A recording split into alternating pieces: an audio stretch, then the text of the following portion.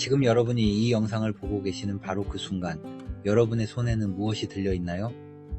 네, 맞습니다. 스마트폰이죠. 그런데 잠깐만요. 지금 여러분이 그 스마트폰을 들고 있는 자세를 한번 확인해 보세요. 한 손으로 들고 엄지로 스크롤하고 계신가요? 아니면 양손으로 꽉 잡고 계신가요? 혹시 침대에 누워서 얼굴 위에 폰을 들고 있진 않으신가요? 믿기 어렵겠지만 바로 그 자세가 여러분의 성격을 말해주고 있습니다. 네, 농담이 아닙니다.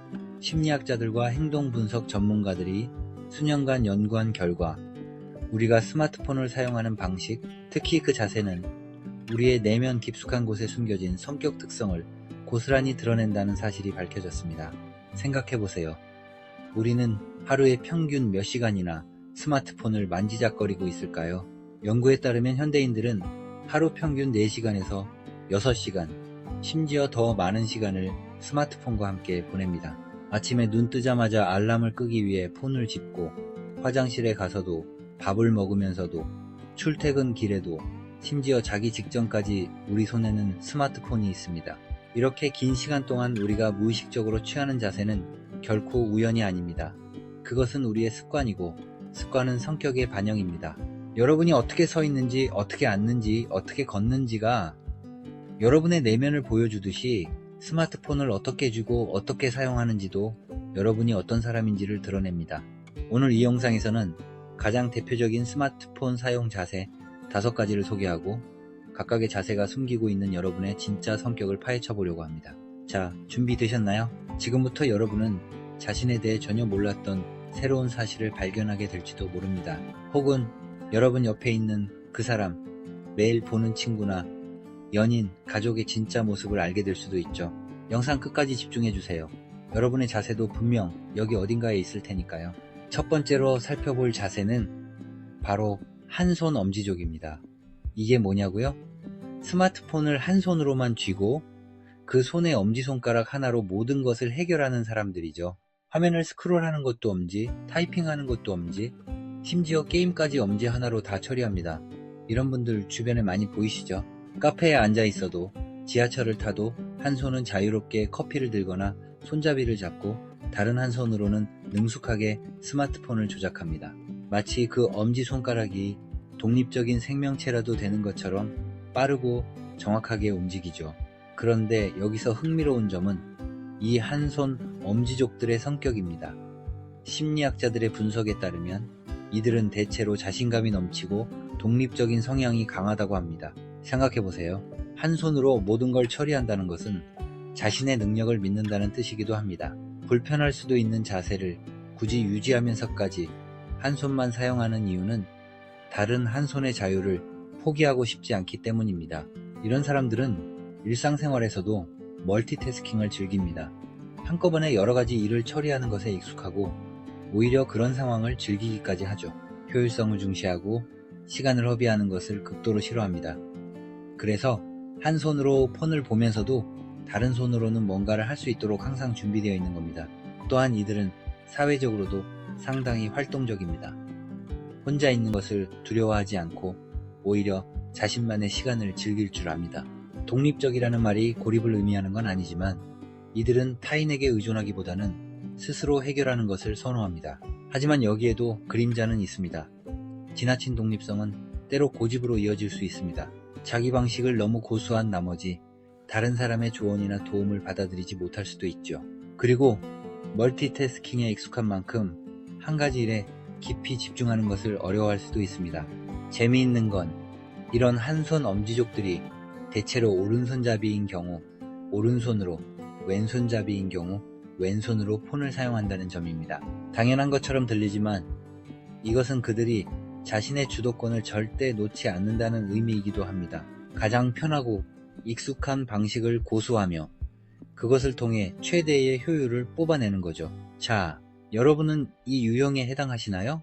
그렇다면 자, 이제 두 번째 자세로 넘어가 볼까요? 두 번째 자세는 양손 안정형입니다. 이분들은 스마트폰을 양손으로 꽉 잡습니다. 왼손으로 폰의 왼쪽을, 오른손으로 폰의 오른쪽을 감싸쥐고 양쪽 엄지손가락을 모두 사용해서 타이핑하거나 화면을 조작하죠. 마치 게임 컨트롤러를 잡듯이 단단하게 폰을 고정시킵니다. 지하철이나 버스에서 이런 사람들을 보면 금방 알 수 있습니다.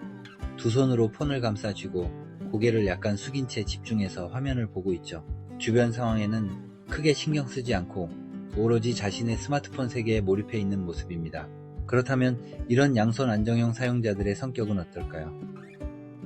심리학자들은 이들이 신중하고 계획적인 성향을 가지고 있다고 분석합니다. 양손으로 폰을 잡는다는 것은 안정성을 추구한다는 의미입니다. 혹시라도 폰을 떨어뜨릴까봐, 혹시라도 실수로 잘못된 버튼을 누를까봐 최대한 안전하게 기기를 다루려는 무의식적인 욕구가 반영된 거죠. 이런 사람들은 일상생활에서도 리스크를 최소화하려고 노력합니다. 중요한 결정을 내릴 때 충분히 고민하고 여러 가지 가능성을 따져본 후에 신중하게 선택합니다. 즉흥적이거나 충동적인 행동은 거의 하지 않고 항상 계획을 세우고 그 계획에 따라 움직이는 것을 선호하죠. 또한 이들은 완벽주의적인 경향도 있습니다. 양쪽 엄지를 모두 사용한다는 것은 더 정확하고 빠르게 타이핑하고 싶다는 욕구의 표현이기도 합니다. 오타를 내는 것을 싫어하고 메시지를 보낼 때도 여러 번 읽어보고 확인한 후에 전송 버튼을 누릅니다. 대인 관계에서도 이런 신중함이 드러납니다. 처음 만난 사람에게 쉽게 마음을 열지 않고 충분한 시간을 두고 상대방을 파악한 후에야 친해집니다. 하지만 일단 친해지면 매우 신뢰할 수 있는 친구가 되죠. 약속을 어기는 일도 거의 없고 책임감도 강합니다. 그런데 이런 양손 안정형에게도 약점은 있습니다. 지나친 신중함이 때로는 우유부단함으로 보일 수 있습니다. 결정을 내리는데 시간이 너무 오래 걸려서 기회를 놓치는 경우도 있죠. 또한 완벽주의 때문에 스스로에게 너무 높은 기준을 설정하고 그것을 충족하지 못했을 때 스트레스를 받기도 합니다.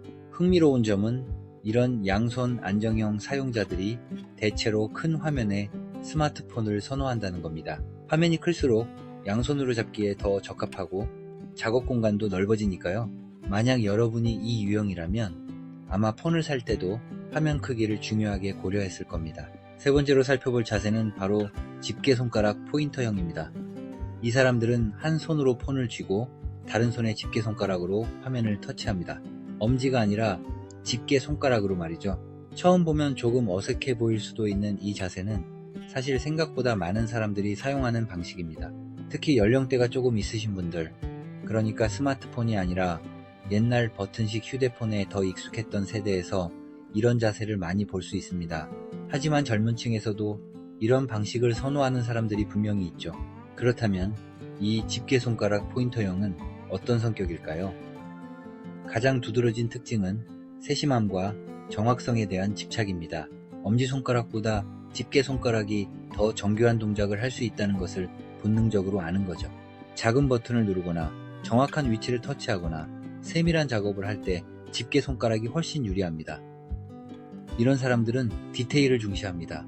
큰 그림만 보는 것이 아니라 작은 부분 하나하나를 꼼꼼하게 확인하고 챙깁니다.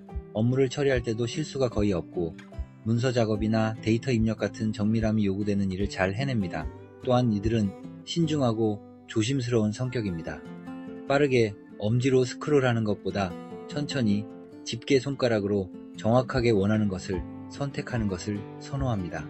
이것은 삶의 태도와도 연결됩니다. 서두르지 않고 자신의 페이스를 유지하며 확실한 것을 추구하죠. 대인관계에서도 이런 특성이 나타납니다. 말을 할 때도 신중하게 단어를 선택하고 상대방의 감정을 세심하게 배려합니다. 섣불리 판단하거나 성급하게 결론을 내리지 않고 충분한 정보를 수집한 후에 의견을 제시합니다. 하지만 이런 세심함이 때로는 지나친 걱정으로 이어질 수 있습니다. 너무 많은 것을 고려하다 보니 결정장애에 빠지기도 하고 사소한 실수에도 크게 신경을 쓰며 자책하기도 합니다. 또한 자신만의 방식을 고집하는 경향도 있어서 새로운 기술이나 방법을 받아들이는데 시간이 걸리기도 하죠. 재미있는 건 집게손가락 포인터형 사용자들이 스마트폰 화면 보호 필름을 거의 필수로 붙인다는 점입니다. 화면에 상처가 날까봐, 지문이 묻을까봐 항상 조심하고 관리하죠. 만약 여러분이 폰을 사자마자 제일 먼저 보호 필름과 케이스부터 찾아봤다면 아마 이 유형일 가능성이 높습니다. 자, 이제 네 번째 자세를 살펴볼까요? 이번엔 좀 특이합니다. 네 번째 자세는 누워서 하늘 보기형입니다. 이름에서 알 수 있듯이 이 사람들은 침대나 소파에 누워서 스마트폰을 얼굴 위에 들고 사용합니다. 천장을 바라보듯 하늘을 보는 자세로 폰을 응시하는 거죠. 양손으로 폰을 들고 때로는 한 손으로 들다가 팔이 아프면 다른 손으로 바꿔가며 사용합니다. 이 자세의 가장 큰 문제는 뭘까요? 네, 맞습니다. 폰을 떨어뜨려서 얼굴을 맞을 위험이 있다는 거죠. 아마 여러분 중에서도 한 번쯤은 경험해 보신 분들이 있을 겁니다. 졸다가 혹은 손에 힘이 풀려서 폰이 얼굴로 떨어지는 그 아찔한 순간 말이죠. 특히 코에 맞으면 정말 아프죠. 그런데 이런 위험을 무릅쓰고도 이 자세를 고수하는 사람들은 어떤 성격일까요? 심리학자들은 이들을 편안함을 최우선으로 추구하는 타입이라고 분석합니다. 누워있는 것이 가장 편한 자세이고 그 상태에서 폰을 보려다 보니 자연스럽게 이런 자세가 된 거죠. 이런 사람들은 기본적으로 여유롭고 느긋한 성격입니다. 스트레스를 별로 받지 않고 설령 받더라도 금방 풀어버립니다. 경쟁이나 성취보다는 현재의 만족과 휴식을 중시하죠. 삶의 속도가 빠르지 않고 자신만의 템포로 천천히 살아갑니다. 또한 이들은 상상력이 풍부하고 창의적인 경향이 있습니다. 누워서 천장을 보는 자세는 몽상에 잠기기 좋은 자세이기도 하죠. 이들은 현실적인 문제보다는 추상적이고 창의적인 생각을 즐기며 예술적인 감각도 뛰어난 편입니다. 대인 관계에서도 이들은 편안하고 부담 없는 관계를 선호합니다. 깊고 진지한 대화보다는 가볍고 즐거운 수다를 좋아하고 복잡한 인간관계나 정치적인 상황을 피하려고 합니다. 누구와도 쉽게 친해지지만 동시에 깊이 들어가지는 않는 거리를 유지하죠. 하지만 이런 여유로움이 때로는 게으름으로 비춰질 수 있습니다. 중요한 일을 미루는 경향이 있고 마감 시간을 지키는 것에 큰 스트레스를 받습니다. 또한 현실적인 문제 해결보다는 회피하려는 경향도 있어서 때로는 주변 사람들을 답답하게 만들기도 하죠. 건강적인 측면에서도 이 자세는 그리 좋지 않습니다. 목과 어깨에 무리가 갈 수 있고 눈의 피로도도 높아집니다. 하지만 이들은 그런 경고를 듣고도 조금만 덜하고 생각하며 자세를 바꾸지 않습니다. 현재의 편안함을 포기하기 싫어하는 거죠. 만약 여러분이 이 유형이라면 가끔은 일어나서 바른 자세로 앉아보는 것도 좋습니다. 물론 편한 게 최고지만 건강도 중요하니까요. 자, 이제 마지막 5번째 자세입니다.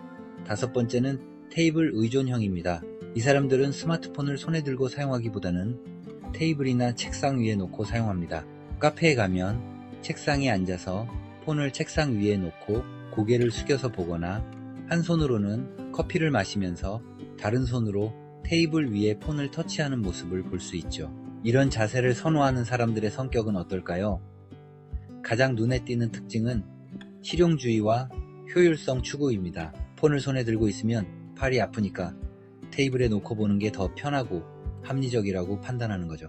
장시간 사용할 때 손이나 팔의 피로를 최소화할 수 있는 가장 효율적인 방법을 본능적으로 선택한 겁니다. 이런 사람들은 논리적이고 합리적인 사고를 합니다. 감정보다는 이성을 우선시하고 모든 판단에서 손익을 따집니다. 어떤 선택이 가장 효율적인지, 어떤 방법이 가장 실용적인지를 항상 고민하죠. 또한 이들은 안정적이고 차분한 성격입니다. 테이블에 폰을 놓는다는 것은 그만큼 급하지 않다는 의미이기도 합니다. 이동하면서 바쁘게 폰을 보는 것이 아니라 한자리에 앉아서 여유롭게 시간을 내어 폰을 사용하는 거죠. 멀티태스킹보다는 한 번에 한 가지에 집중하는 것을 선호합니다. 대인관계에서도 이런 안정성이 드러납니다. 급하게 관계를 맺거나 감정적으로 휘둘리지 않고 차근차근 신뢰를 쌓아갑니다. 말할 때도 감정적인 표현보다는 논리적이고 명확한 설명을 선호하고 불필요한 갈등을 만들지 않으려고 노력합니다. 하지만 이런 실용주의가 때로는 냉정함으로 비춰질 수 있습니다. 지나치게 합리적인 판단만 하다 보니 인간적인 따뜻함이 부족해 보일 수 있고 감정적으로 힘든 사람에게 공감하기보다는 해결책만 제시하려고 해서 오해를 받기도 합니다. 또한 환경에 의존적인 경향도 있습니다. 테이블이 없으면 불편해하고 서 있는 상태에서 폰을 오래 사용하는 것을 힘들어합니다. 즉, 자신에게 최적화된 환경이 갖춰졌을 때 최고의 퍼포먼스를 발휘하는 타입이죠. 재미있는 건 테이블 의존형 사용자들이 폰 거치대나 스탠드를 구매하는 비율이 가장 높다는 점입니다. 테이블에 놓고 보되 화면 각도까지 완벽하게 조절하고 싶어 하는 거죠. 만약 여러분이 집에 폰 거치대가 여러 개 있다면 아마 이 유형일 겁니다. 자, 여기까지 5가지 대표적인 스마트폰 사용 자세와 그에 따른 성격 특징을 살펴봤습니다. 어떠신가요? 여러분은 어떤 유형에 해당하셨나요? 물론 여기서 중요한 점은 이런 분석이 절대적인 진리는 아니라는 겁니다. 사람의 성격은 복잡하고 다층적이어서 단순히 스마트폰 사용 자세 하나로 완벽하게 정의될 수는 없습니다. 같은 사람도 상황에 따라 다른 자세를 취할 수 있고 여러 유형의 특징을 동시에 가지고 있을 수도 있죠. 하지만 그럼에도 불구하고 우리의 무의식적인 습관과 행동은 분명히 우리의 내면을 반영합니다.